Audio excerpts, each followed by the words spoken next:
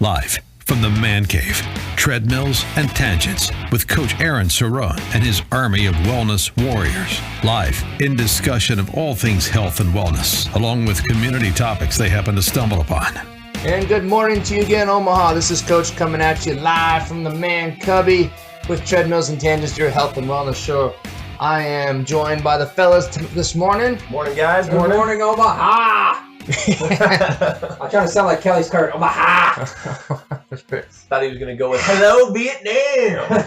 Old Ron Williams. Good morning, Omaha. Nice. Hopefully you're awake now. Yeah. Well, fellas, I'm excited because when this show hits the air, we will be in Des Moines at the Muay Thai Nationals. Oh, excited as well. Yes, Best 3 days of one of the year. my most favorite times there. We get to go to Des Moines, and there's over 800 fighters going to be there this year competing over the course of 3 days, and it's something. It's awesome just seeing four rings up at once and fights going on, and I get the ref, so that's fun for me as well. It's crazy how much bigger it gets every year. And the talent Yeah, level. the talent level It gets too. bigger, but like some of the, I can't imagine reffing because I'm sitting in the crowd sometimes and I just get lost. You go nuts. I can't It's because imagine. you scream like a little girl during a fight. Well, for those of you that have never heard me commentate, I get very excited during fights. It's something else. We used to hold a show called Ring Wars here in Omaha. We held it downtown at the Tip Top, what was then known as the Tip Top Ballroom. Against my better judgment, and hindsight says I should have trusted my gut. I let Tim announce. All by himself. Color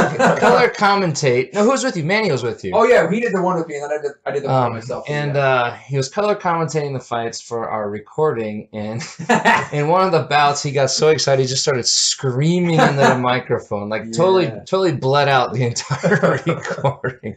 That's pretty much how it is with anything. I get so excited about fights. Well, there was once here, at your old house, we're watching Jose Aldo and Conor McGregor. A UFC, right? McGregor knocks him out in 14 seconds. I screamed, and the next morning, your wife was like, "What happened at like midnight?" We were in the basement too. In my basement at the time, I had pretty well soundproofed. I insulated the ceilings. I had drywall, an extra layer, and we got the TV up pretty loud. No one could hear you upstairs, and Tim screams so loud, and it was a profanity. I'm not gonna lie to you. It was a loud profanity. And, that's true. That is true. So if you hear random screaming on the show, it's just Timmy getting excited. That's true. Coach, if we're talking about anything that gets you that excited on the show, we're probably getting censored at that point. The FCC is going to be knocking at the door. Well, fellas, I'm going to bring up kind of a sore subject because it's been in the news recently, and that was especially with the passing of Anthony Bourdain due to suicide about a week after the fashionable Kate Morris also passed away from suicide as well. We actually had somebody in our gym, might have been before you guys even came to the gym. His name was Tony Martinez, and Tony was one of our students, did kickboxing, did weapons classes, actually traveled with us to several seminars. It was just a great kid, but I knew he had some issues. I knew he was on some meds for whatever issues he was dealing with, and then he would kind of disappear for a couple months and then come back and be with us for a few months and then disappear again. That was just kind of his MO. I really didn't think too much about it. He was kind of quirky. Most people would describe him as quirky. I hadn't seen him for a few months. At one point, he just called me out of the blue and asked if he could just come spar. I was like, Tony, what are you talking about? I just want to come spar. I need to punch somebody. I need to get hit in the head. I'm like, no, Tony, you haven't trained in a while. Just come on in. Let's take some classes. Let's get you back up to speed, and then we'll work you in there. He goes, man, can I just come spar? Just let me come spar. I'm like, Tony, I can't do that. You know I can't do that. Just for safety's sake. Sure. I haven't seen you in a while. So he kept trying, kept begging. I was like, Tony, look, just come in and train, buddy. Come in and train. I haven't seen you in a while. He goes, I'll think about it, and he hung up. And I found out within that week he had committed suicide. Oh, man. You know, when I look back on it, I realized he was reaching out. I realized he was something was bothering him, and that was his way of coping with it, and I didn't catch it. And to this day, every time I think about it, I want to kick myself in the butt for it. Because here you had somebody, because you always, what's the first thing people say when somebody commits suicide? Oh, I wish I would have known, or I missed something. Oh yeah, or I didn't think there was any problem. You know, they seemed fine to me. It caught us all by surprise. Right. And when I look back, I'm like, damn, you know, it was an obvious reaching out attempt by him, and I missed it. And that bothers me to this day because he was a good kid, and yeah, he had some troubles and he was dealing with them. But you know, and I look back and I try to start to think about how many other students have done that in the past that I either blew off because I didn't think anything of it, or I actually unknowingly said, yeah, come on in, and maybe save their life. and not even realizing that was the issue. I think we all have people. Have you guys ever had to deal with that in your own life? Yes. Yeah, I actually had to call in college. I had to call the cops. I had a friend that was like, no, this is it. I'm done. I'm like it's not a game. It's not, and they're like, no, I'm serious. So I called the cops. She was so pissed. She never talked to me again, but she's still alive. So whether or not she was really going to do it, I mean, it was tough. Like, I was like, God, I don't want to be the guy that called Wolf, but I don't want to wake up tomorrow and find out my friend died because I didn't think she was actually being serious about what she was saying. So, and here's what I would say, guys, is that for anybody listening, is that don't just blow off what you think might be. Like, if there's that little voice in your head saying this could be an issue, it might very well be and probably is. At least ask the question. Hey, Right. man, you thinking about doing something crazy right now? I had a similar situation, Tim. I had a friend of mine a bunch of years back. Good friends of mine. I was over at their house all the time. Old bikers, and they had a bunch of weapons in the house. One of those people who had an arsenal downstairs, but they were just, gun enthusiasts. And they were having some rocky times. I got a call from my buddy. He was saying, man, I don't know what to do.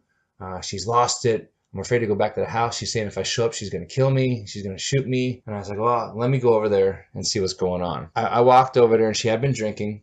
And I knew the state of mind she was in. So I was a little afraid that she thought that I was going to be him walking up to the door. So I remember ringing the doorbell and standing off to the side in case she would shoot through the door. hey, man, you never know. Yeah. She answers the door, and I walk in. I start trying to talk to her, start trying to calm her down. And she's very frantic, just pacing, frantic back and forth. And just the languages she was using and the words she was using, I felt like she was going to hurt herself. My girlfriend, now wife at the time, I told her to wait out in the car across the street.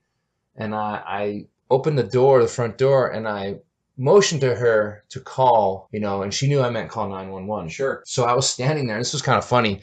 Not really funny at the time, but I was standing there just talking to her, and she's pacing. I'm trying to always keep something between me and her just in case she does have a gun. Yeah. I don't blame you. In case she loses her mind. When people are that emotional. Yeah. I mean, Sure. The strength and stuff people have with that much adrenaline. Yeah. So I was standing there at one point, and she was around the corner. I couldn't see her, and I was standing in the living room. She was kind of like in the kitchen dining room area, and so the door was to my back, the front door, and I turned around, and there's 2 cops and 3 paramedics standing there. I didn't even hear them come in. Right? Wow. I was so zoned in on God. I hope I don't get shot right now. Sure, yeah, man. And but what was weird was she came around the corner and saw them, and she goes, "Oh, Aaron, you SOB." And I was like, "Okay, I'm done here." Right. That's when Gotta go, dog. I walked out. But to this day, he will tell me, man, she hates you for it, but you saved her life that night. Yeah. And that's just kind of one of those things where, like, you hate to walk away and go, "Oh, it's not my problem," or "that person's fine," and then find out on the other end. And actually, her son had committed suicide about a year before that. Oh, and I guess what we're kind of getting to, guys, is a lot of times it ends up being depression is what drives a lot of people to that point. And I didn't mean to step on you, Sam. You said you had some experience. Yeah, actually, my father was a little tough for me here. It's pretty recent, really. It's within the last 6 years. He was diagnosed as a manic depressive bipolar, which we didn't know at the time, but he came home pretty drunk one time. He was a pretty regular drinker, and he was kind of getting out of control, and he was getting that way, getting violent, and it was more towards my mom at the time. My mom was there, so I had to step in the middle of it, and he actually threw a knife at me. But we eventually got him to calm down, and got him to sleep. He eventually passed out, and the next day we kind of, I guess, tricked him into having him go see a psychiatrist, and because that night I actually found a gun in his car. And come to find out, he was planning on using it and more than just himself that night. Wow. So you had an intervention. Kind of a little intervention. Yeah. It was probably long overdue. We ignored the signs on it for a little bit, and we didn't really, guess and didn't see it. So yeah, at the end of the day, yeah, it was a little tough there. But I think we all say it was long overdue. I wish I would have seen it sooner. Yeah. A lot of these people, like Anthony Bourdain, though, from the outside, on top of the world. Oh, he looked great. I mean, hit show, hit books, all the money in the world, traveling, and everybody loves them. And then all of a sudden, they commit suicide, but you don't see what's going on, what lies beneath. It's all behind the scenes that you don't see. With Kate Spade. I mean, you got somebody who's fashion icon. Kate Spade. I said Kate Morris, didn't I? Kate Spade. That's okay. My bad. I was gonna That was a up good subtle correction. Yeah.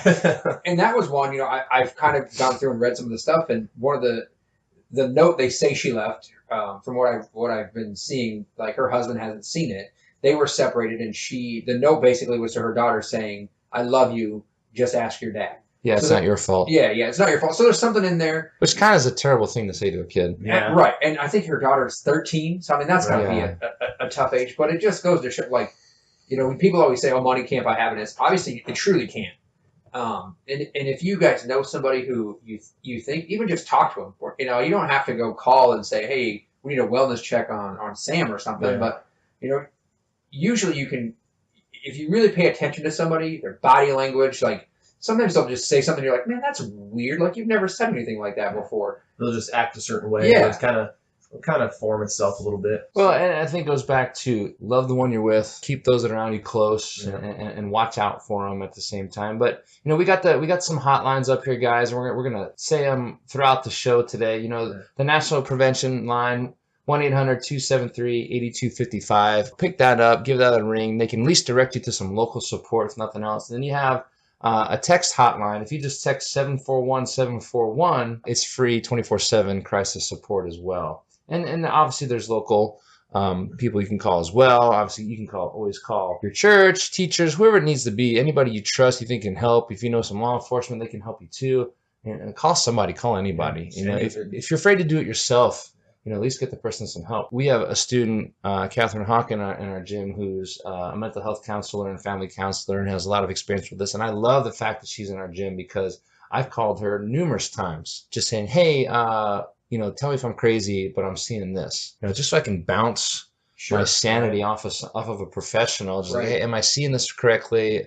Would you be able to talk to this person? And she's always been more than happy to talk to people on the side. Obviously nobody sees it because I do it on the down low, so it's not a big issue. But just having somebody like that you can reach out to in a hurry, I think is invaluable. Absolutely. Now, obviously there's lots of ways to combat depression. Us, being a health and wellness show, obviously exercise and nutrition aren't the cure-all for everything. But guys, we're not going to lie to you. There is a ton of research and a ton of data that says exercise and diet can fight depression quite successfully. I mean, is it 100% cure-all? No, obviously not. Nothing is. People are depressed for various reasons, and some telltale signs, like we said, they're not themselves. They're starting to drink more. That usually goes hand in hand. A lot of people that are depressed, you'll see some extra drinking, and I think that was the case for both of the Hollywood stars that had passed recently as well. There are studies. We got an article up here from the Mayo Clinic showing how exercise does help depression and anxiety. And what it really says is, obviously, when you exercise, you get endorphins released. That makes you feel good. You can focus on something other than what's bothering you, so you can take your mind off of things. And Tim, you have some experience with this. We recently just had a student whose father passed away, and he reached out to you saying, hey, what did you do when you lost your son? Yeah, went to the gym. And I went to the gym because obviously you and I stayed in touch on a daily basis, when things were going on. And once he passed, you were like, hey, man, just come to the gym. So I went in one day. I think Sam and I just went in and like hit the bag for a while. And I was like, yeah, that felt pretty good. And I was able to go to a place where it was normal. People obviously knew my situation. But when I walked in the door, it wasn't like everybody was trying to ask about stuff. I could go in. I could get out anger. I could like release stress. And I could go to a place where I just felt like for that hour, I was just a normal person working out. And that really sparked then into the whole weight loss thing. Because obviously after, Henry died, I really put more weight on. And then just working out, it all channeled to where I'm at now. And it's coping, right? It's coping in a healthy way.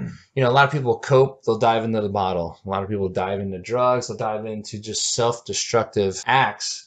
And, at least exercise, you're not doing it to get in shape, but you're just doing it to cope. You're doing it to just redirect those negative thoughts and that negative stress, and get rid of that stress and that energy and just getting it out. It's just like talking, I've been in my car where I just scream at the top of my lungs because I'm just so pissed off at something. Yeah. Right. And I feel so much better after I do it. Yeah. Just being able to get it out.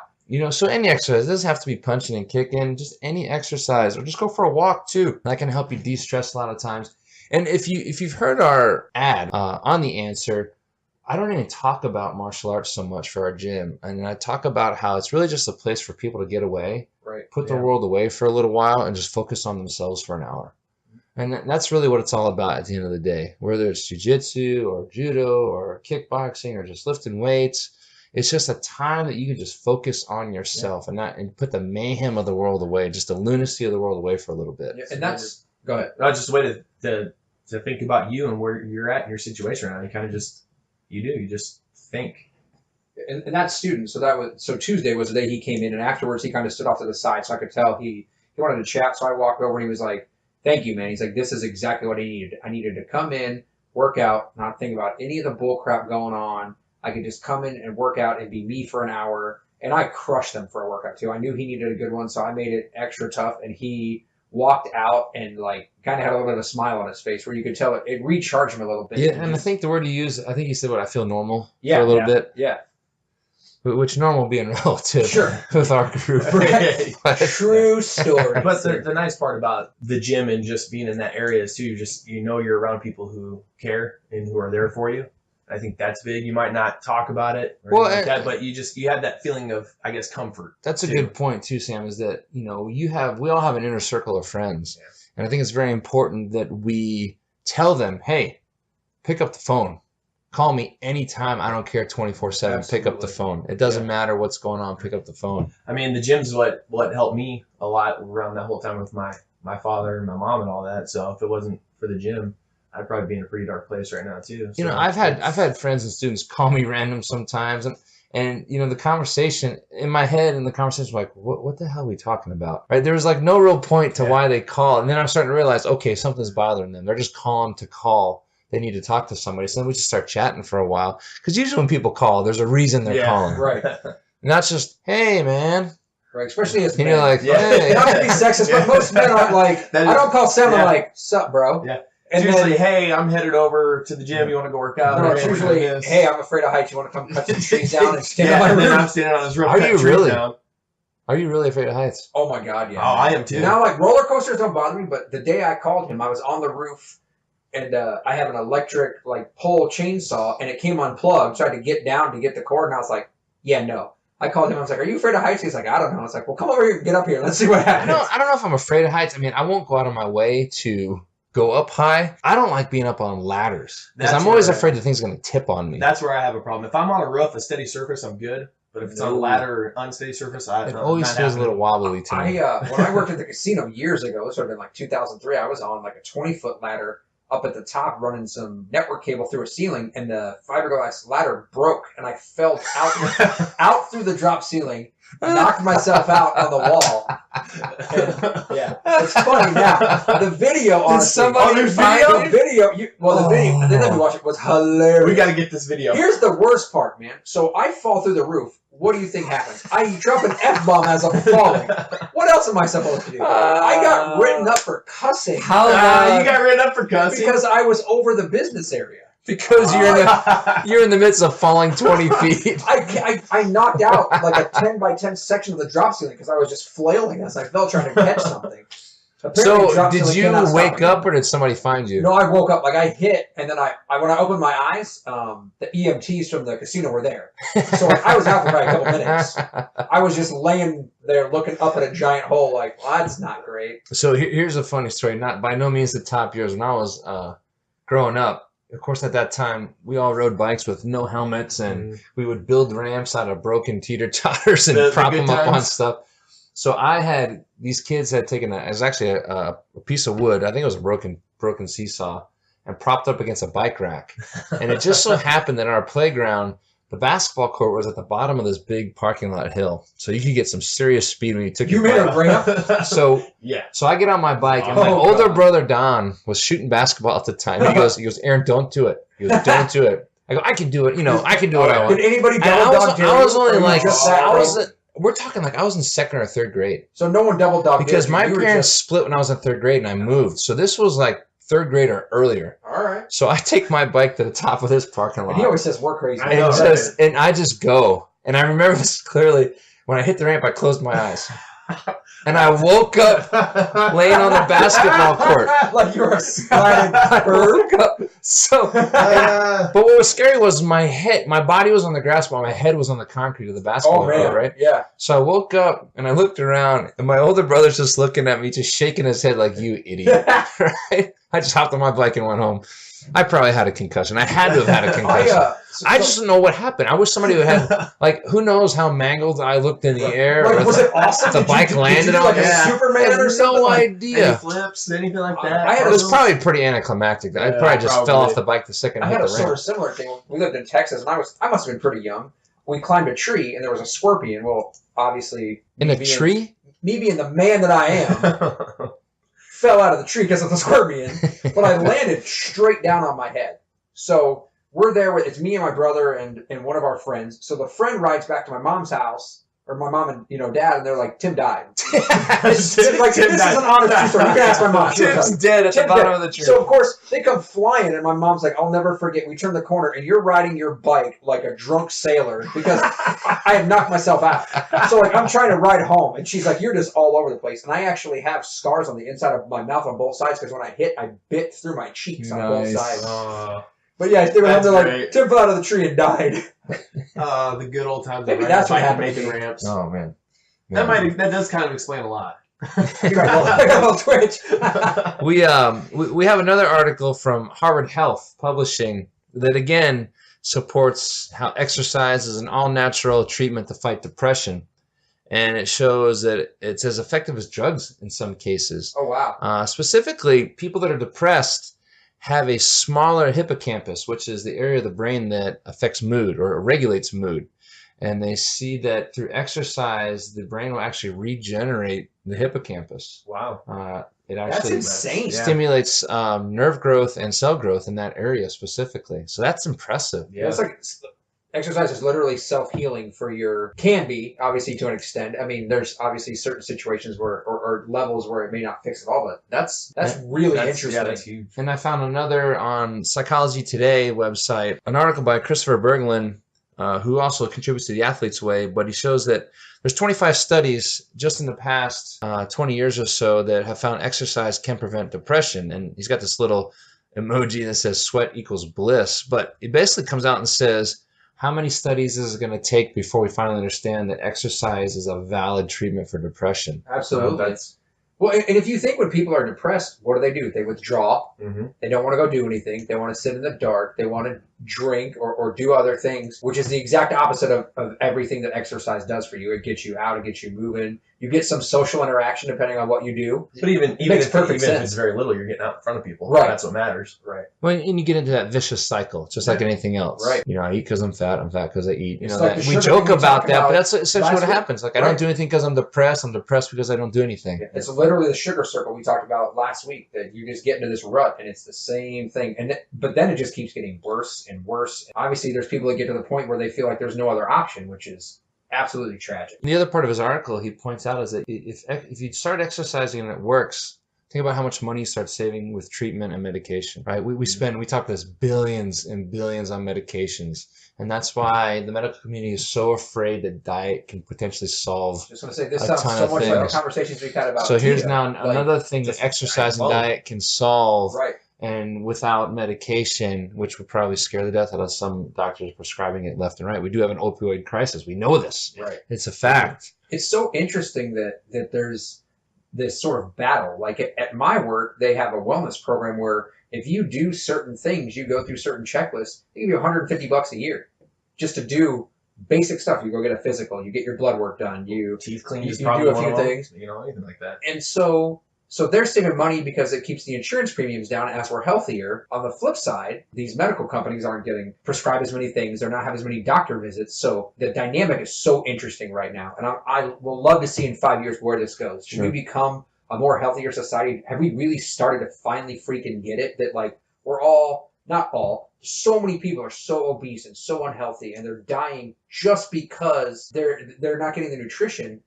and the exercise, and so they're taking all these pills which have side effects that are ludicrous. Sure. And it makes them unhappy and depressed on top of it. And then they're right back to the cycle. Like, One of these researchers, George Mamons, he says, look, it's obviously not the cure all. It's not 100% shot, and there's lots of things that cause depression, to include your genes that they're finding as well. But he basically is saying, set yourself up for success. Create an environment. You're eating healthy. You're exercising.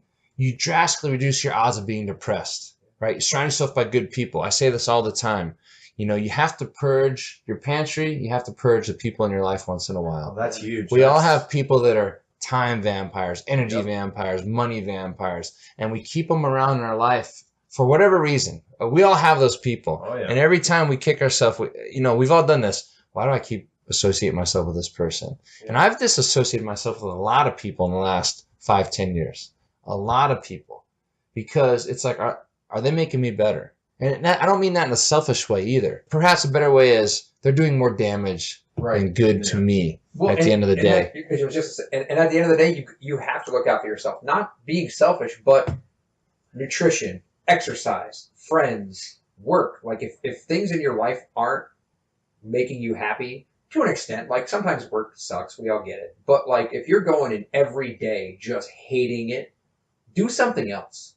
There's so much other stuff. Like life is too short. The unemployment rate in Omaha is less than 3%. It's insane. Like if you want work, there's no reason why you don't have a job in Omaha. It's because you don't want to. It's because you don't want to. Laziness. And here's another example. We all know or have known somebody who's just dating a D-bag, right? Male or female. And every time you see this person, you're like, why are you still with this person? Why? Tim's pointing. I'd have to be dating somebody. Tim's pointing silently. Right now you are? I said no, I'd have to be.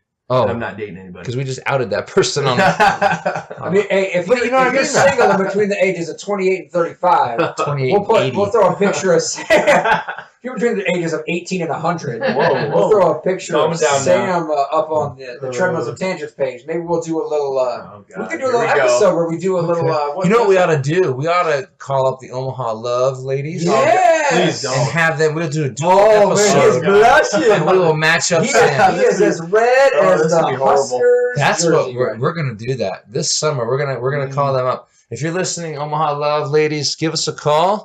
And we're gonna match up Sam. Send us a little portfolio to Treadmills and Tangents. And we digress. Coach and I will review those. But seriously though, we've all known somebody where you go, why are you staying with that person? Yep. And you're depressed, you're unhappy, you're pissing and moaning the whole time. Make the change. Make the change. People just fear change. Like I remember I was miserable at my last job for a while. And then this thing with the district kind of came up, and it was like, man, I can have health insurance and stuff. And I hem and hawed on it for a little bit. I'm like, yeah, that's scary. And looking back, like, I'm so much happier now. On top of that, getting everything else of my life together. Like in my 20s, I was like, man, this is the greatest time of my life. I party and I do whatever I want. And looking back, I was miserable. I just didn't realize it because the version of me now is the best version that's ever existed. Well, and I think that's the goal of everybody, right? Your current version should always be the best version. Yeah. For different reasons, right? Obviously, in your 20s and 30s, you might be physically your best version, but, you don't know your butt from a hole in the ground, as my dad used to say. Right? But it's just, it's just, you evolve, right? You evolve as a person, and you're better in different ways. And if you're not trying to get better, well, then you got your priorities mixed up. I teach a management class over at UNO down at Mammal Hall in the College of Business Administration. And one thing I always stress to my students is that the number one reason people leave a job, why do you think it is? Studies show this over and over. Pay? But what makes them not? No, it's not pay. They don't appreciate it. If you look at what motivates people, money is low on the scale. I would say I would be with him. It's appreciation. It's appreciation, or they don't feel like they're making a difference. Well, culture. Yeah. They always say the culture is what drove me away. I didn't like the culture. Now that can manifest in various different ways, right? I'm not motivated. They demean me. I'm not valued. It's not fun working there. You can never do anything right. There's various reasons, but at the end of the day, it's culture, right? And I try to tell my students it's on the manager to set the tone and make the culture right. That's your job as a manager. So what's funny that you bring that up is I was reading some of the books that you gave us recently, and a lot of it was like the way you interact with people. Be very cognizant about how you interact. Well, I am, for those of you that don't know me, a bit of a smart aleck. And I'm a manager, so I have 6 people that work underneath me, and I give them a hard time sometimes. We had an older guy, we always used to joke about how he rode the dinosaur to work and stuff like that. And it was always in good fun. I always made sure that that at the end of the day, they knew that we were just joking around. There was never any ill intent. And if they ever came in and were like, hey, that's too far, I shut it down. No problem. So after reading one of the books, there's a lady at work that her and I have like a brother-sister relationship, and I will just razz her about stuff, and I get under her skin so easy. And it's funny. Like, everybody jokes around. So after reading the book, I stopped. Like 2 weeks later, one of the guys from work comes into my office and shuts the door and he goes, hey, we got to talk about something. Well, this is never good. Anytime HR calls, it's never to announce a raise. Well, it was just one of the guys from the office. One of the other texting officers was like, man, she feels like you don't like her. You stop joking around. She's not happy. She's trying to decide if she wants to still be here because work's not fun anymore. So I brought her in and said, well, here's why I've been doing it this way. And she was like, yeah, I don't like it. She's like, I like when we joke around. Work's fun. I love coming to work. I laugh all the time. I feel like I'm not even doing work. So we've gone back to that. But I was just trying to think like, man, am I going too far where I'm making these people like... Sure. Well, it's such a double-edged sword right now because people are so cognizant.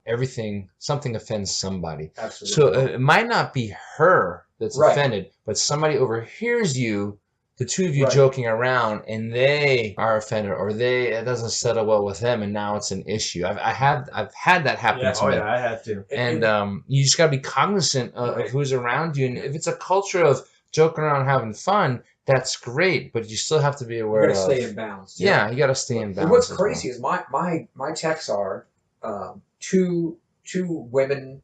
I want to call them middle-aged women in case they listen to the show, so I don't get yelled at work. Two middle-aged women and three kids between 19 and 20, 3 boys, and then we have an open spot right now. So I've got a dynamic and we all get along. We walk it blows my mind that I have this wide range of people. And we had a guy just retire who was 67, and the day he retired, we did an exit interview, and he told my boss, he's like, Tim's the best manager I've ever had. I wish I would have found this job 30 years ago because it's so much fun. Yay, Tim. I want to get him on the record. I want to hear him say this. I could call him and have him tell you, like, it was like that. But that's what it's about. Like, even for me, it doesn't make me feel like I go to work and I have so much fun, and sometimes I'm like, holy crap, it's 4 o'clock already. Like, where'd my day go? And I'm glad. Like, it's good that my work is that fun. All right, guys, we're going to take a quick break, and you're listening to Treadmills and Tangents right here on The Answer, your health and wellness show. We'll be right back. When you walk into Mid-American Martial Arts, you're walking into more than punching and kicking. You're walking into a community, and that is what I think sets us apart from everybody else. We train anywhere from 4 years old, and we have students as old as in their 60s here. Our main programs are Brazilian Jiu-Jitsu, Muay Thai kickboxing, Judo, as well as our strength and conditioning program, which is our Training for Warriors program. Our main goal is that when people leave here, they feel better about themselves. They're a little bit better as a person, they feel a little bit about their life, they feel better about their day. Now, everybody holds baggage, everybody has stress. This is the place where they can come in and put all that away for a little bit and work on themselves. Yeah, do we hope they can defend themselves better? Sure. Do we hope they can punch and kick a little better? Absolutely. None of that matters if they don't feel good about themselves. And that's the main key. If they can walk out of here feeling good about themselves, feeling good about their life, then we've won that day. Mid-America Martial Arts, located at 14951 Chandler Road in Millard. Give them a call at 402-813-1721 or visit midamericamartialarts.com.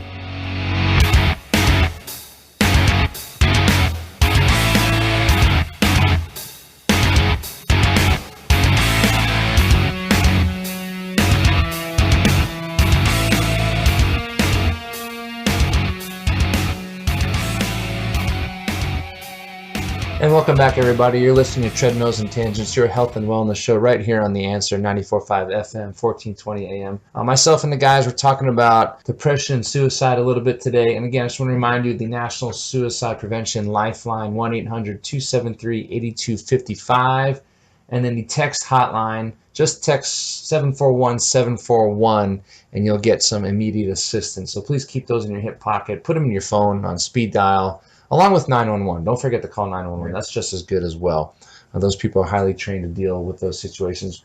We brought up some numbers. We were curious about, just what are the suicide rates right now and depression. And one number that jumped out to me, over 25 million Americans suffer from depression every year. But even more so, over 50% of the people that commit suicide suffer from depression. And if you add those that use alcohol, it jumps up to 75%. It's just crazy. That's yeah, insane. that's- That is insane. In 2016, there were reported near 45,000 suicide deaths. I was listening to The Answer earlier today, and forgive me, I forget who I was listening to at the time, because my days just blend together and I forget where I'm at half the time. He was talking about, guns and violence is very much in the news right now. He actually said, you know what, guys, when you think about it, suicide is a violent act. Absolutely. Oh yeah. Right? It is an act of violence. It's not hurting anybody else, but it's hurting yourself. And then he started talking about the second and third order effects of who else is involved, when you have kids involved, who you're leaving behind, and how that affects them the rest of their life and whatnot. But it is a very violent act in some cases, not all the time. 90% of all people who die by suicide have some psychiatric disorder, not necessarily depression, but we know about half of that is depression. There are 3.6 male suicides for every female, so that's not good for us. No. Not at all. But I think that just goes to show you the whole machismo thing that, guys acting tough on the outside, there could be serious issues going on. We always say, wow, I never knew something was wrong with them. But Sure. okay, what lies beneath? Yep. What lies beneath? Suicide is the second leading cause of death for adults between 10 and 34 years old. Wow. What's the leading cause? Probably car accident, I bet. DUI accident, something like that. More Americans suffer from depression than coronary heart disease, cancer, and HIV. How about that? That's wow. Yeah, with all the news you hear about cancer and the people that feel like you hear about every day, that's insane. But to be fair, this says every day approximately 123 Americans take their own life. Yeah. So that's under every 12 minutes. Which It's the 10th leading cause of death in the U.S. insane. It goes to show you how big and how many people we have in this country. Yeah. But wow, 100, 1 every 12 minutes. That's crazy. Yeah. So again, guys, watch out for people. Watch out for the ones you love. Watch out for the people around you. Watch out for your friends.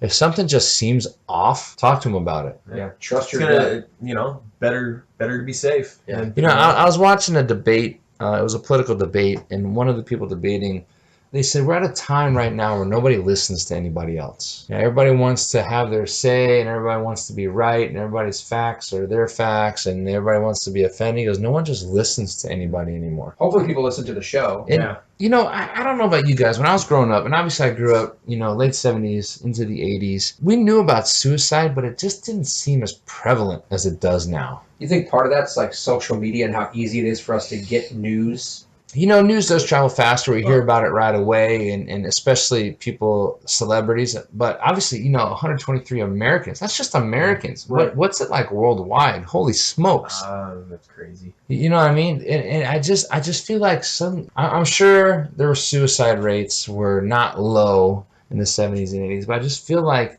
that, in kids, kids suffering from depression, kids from having psychological issues, it just seems like it's more prevalent right now. And I don't know if that's, we can always say, these millennials, yada, yada, yada, they're weak. Oh, right here, the World Health Organization, in the last 45 years, suicide rates have increased 60%. Wow. 60%. Suicide is now among the 3 leading causes of death among 15 to 44, which we just said that.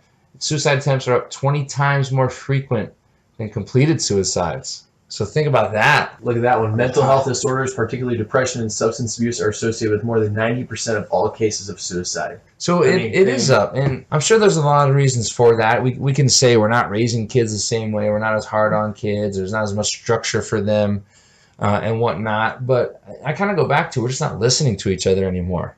We're not as cognizant of people anymore. One of the things that I don't want to say it was like a hard lesson, but something that I really took to heart as I was going through some management classes in college, one of the focuses was really people just wait to talk. Like you're talking, I'm not listening to you, I'm just waiting so that I can say whatever I want to say. So I've really tried to get better about listening to somebody talk and then waiting a second before I respond instead of like, I'm just like doing double dutch. I'm waiting my turn, and as soon as somebody stops talking, I'm jumping in full bore because I feel like my opinion is the one that matters the most and everyone needs to hear what I have to say. What's funny is when we're on the show, I'm always trying to be cognizant of not talking over you guys, because once I get going, I just start blabbing and blabbing. I'm like, okay, you gotta let them talk now. I feel like Sam's the one that gets run over, and every once in a while he'll be like, and then It's all right. I'm not much of a talker, anyways. I'm trying. This is helping me out, but Hence the single life. You would think if you don't talk much, you would have a girlfriend because she could just talk all day and you'd be like, He's got it figured out. Yeah, you're right. We do. When you look at studies that we're not good listeners anymore, and we're just sitting there. And when people are talking, what are other people doing on their phone? Yeah. Texting.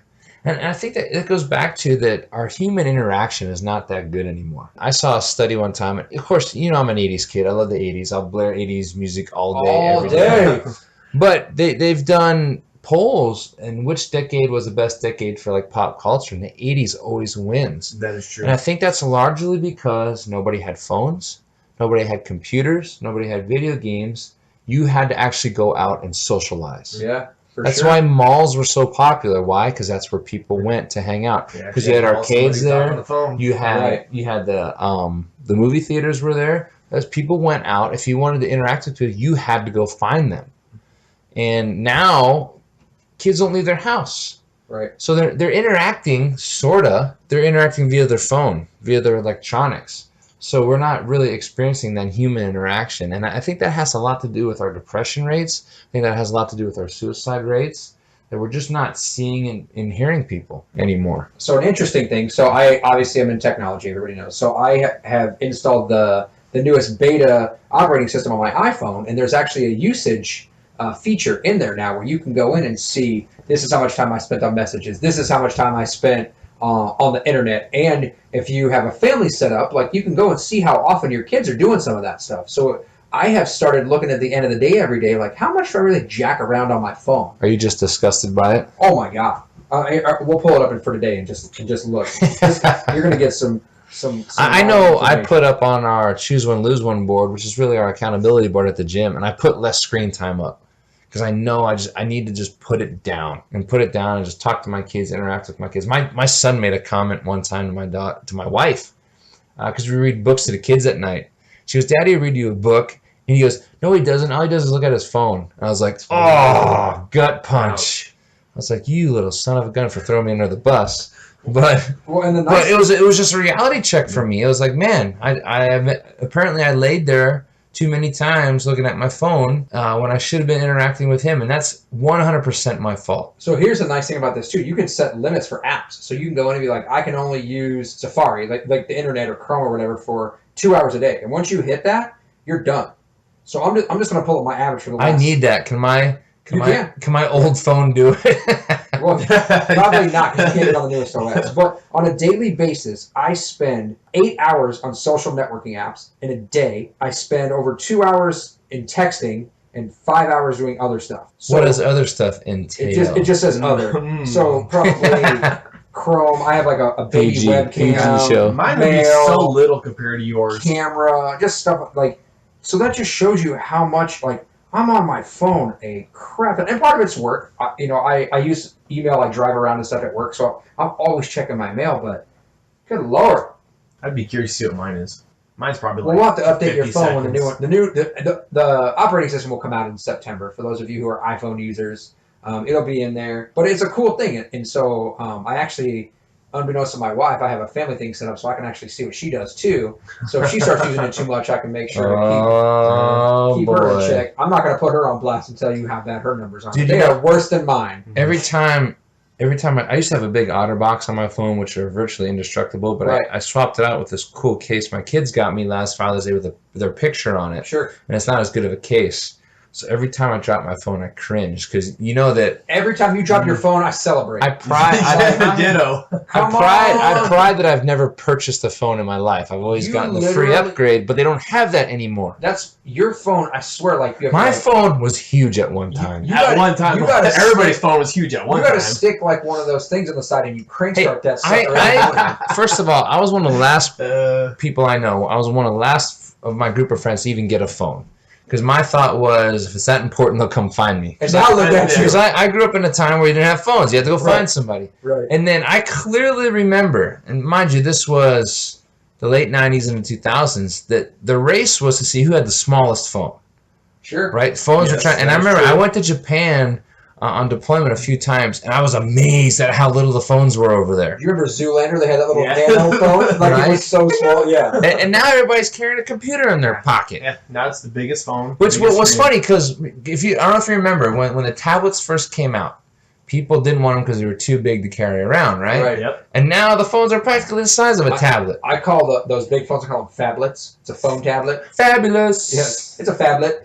I have the iPhone 10, so it actually, Apple with that went back down in size. You know, there's not an iPhone 10 Plus, so I have a bunch of usable screen space, but there's not all the extra crap around the outside. So my phone is not physically that much bigger than yours.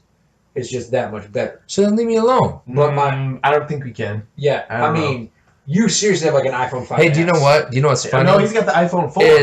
No, he has a 5 because you have the lightning in there. My phone might be smaller, but the hand that it's in hits harder. That is true. This is true. But your So phone also, let's we'll be doing something. and I bet you I could throw it harder.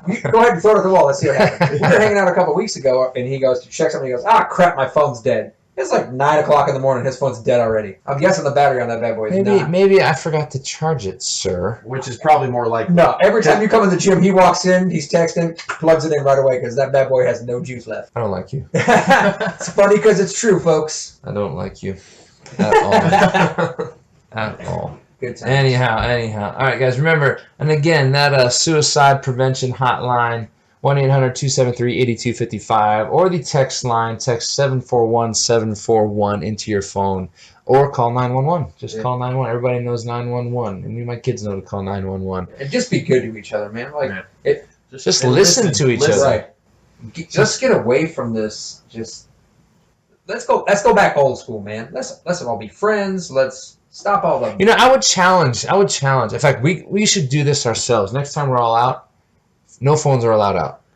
Well, Chick-fil-A, I can handle that. Chick-fil-A has a thing where if you all put your phones in a thing and nobody pulls it out, I think you all get ice cream at the end. Well, it's funny because there's actually a few. Yeah, they have a little bucket that you put your phones in. There's a You know, we should go to Starbucks Starbucks because you don't have to buy anything there anymore. You can just hang out. You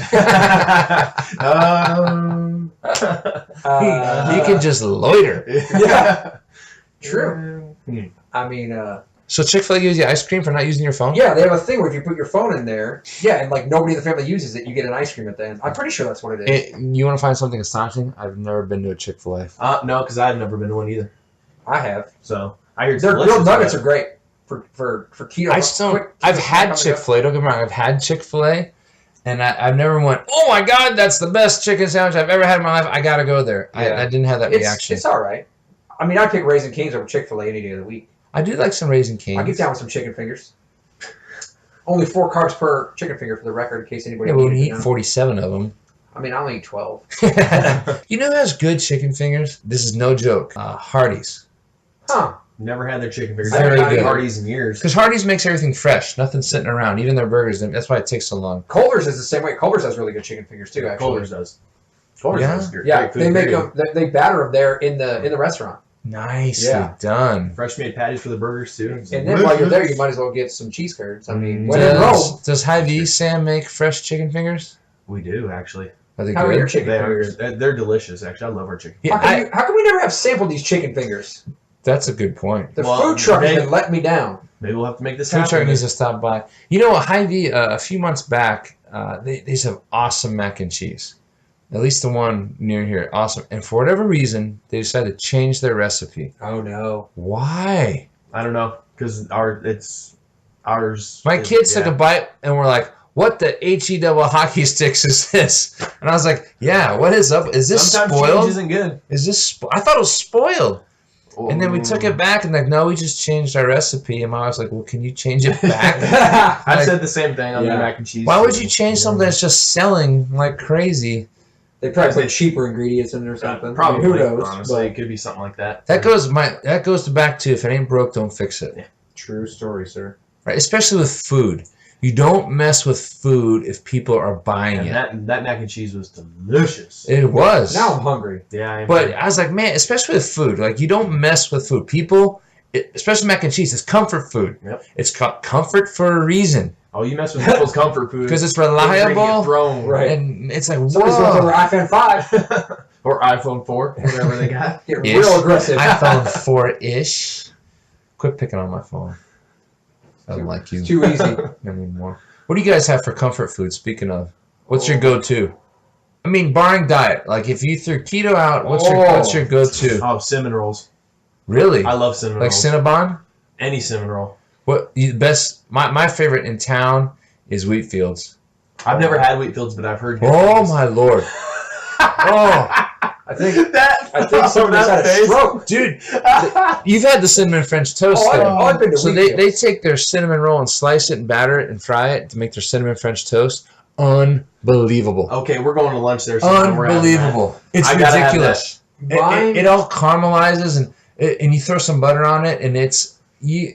Okay, you need to stop right I don't there. even know how to talk about it You need to- without talking dirty. Stop Just doing stop. that, man. You gotta Just stop stop. doing it. Mine would have to be either pizza, I love, or I love the apple fritter at Lamar's because it's the size of my face. It is The other big. day I was It is at a meeting, hubcap. and somebody brought in Lamar's donuts, and I opened the box and I was like, there better not be an apple fritter in here. There was not, so I could walk away, but I was like, there's an apple fritter.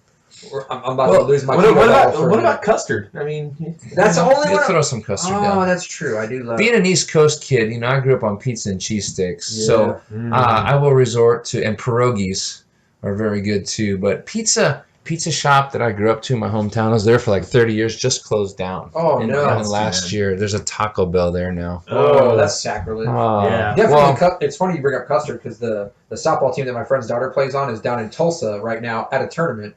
So Brahms. on the way over here, Oh. I get a thing, a ding ding, new tweet. I open it up, it's like hanging out at Brahms, and I was like, someone bring me back something. Brahms Oh, is good. Brahms is Right. delish. Those of you that are from the southern part of the southern central part of the country knows what Brahms is. We only gotta wait till Labor Day. It's fabulous. Sam ain't getting Brahms this I'm year. not this year. I'm sending you so many Uh, pictures. It'll be fun. Hopefully, yeah, it'll be good. We'll take a good crew down there. We go down to Tulsa every year for a seminar for a couple days and then hang out and have some fun and then come back up. But Great time. all right, guys. Well, that's about all our time for today. I appreciate everybody listening on kind of a heavy subject and hopefully kept it a little bit light for you. Again, the text hotline, text 741-741, or just call the national hotline, 1-800-273-8255. If you know somebody's having trouble, you're not sure what to do, give them a call, or just call 911.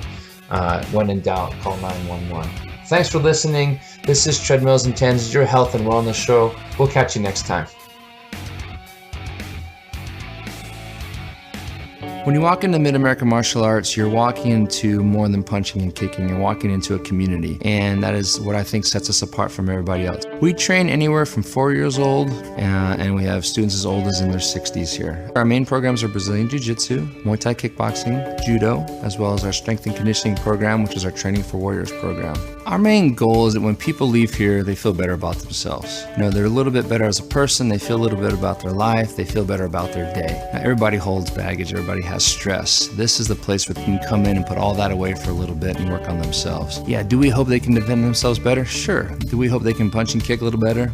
Absolutely. None of that matters if they don't feel good about themselves. And that's the main key. If they can walk out of here feeling good about themselves, feeling good about their life, then we've won that day. Mid-America Martial Arts, located at 14951 Chandler Road in Millard. Give them a call at 402-813-1721 or visit midamericamartialarts.com. Tune in each Saturday morning with fun banter on what it takes to live a healthier, happier, and more vibrant life in the Big O. Treadmills and Tangents with Coach Aaron Cerrone and his army of wellness warriors.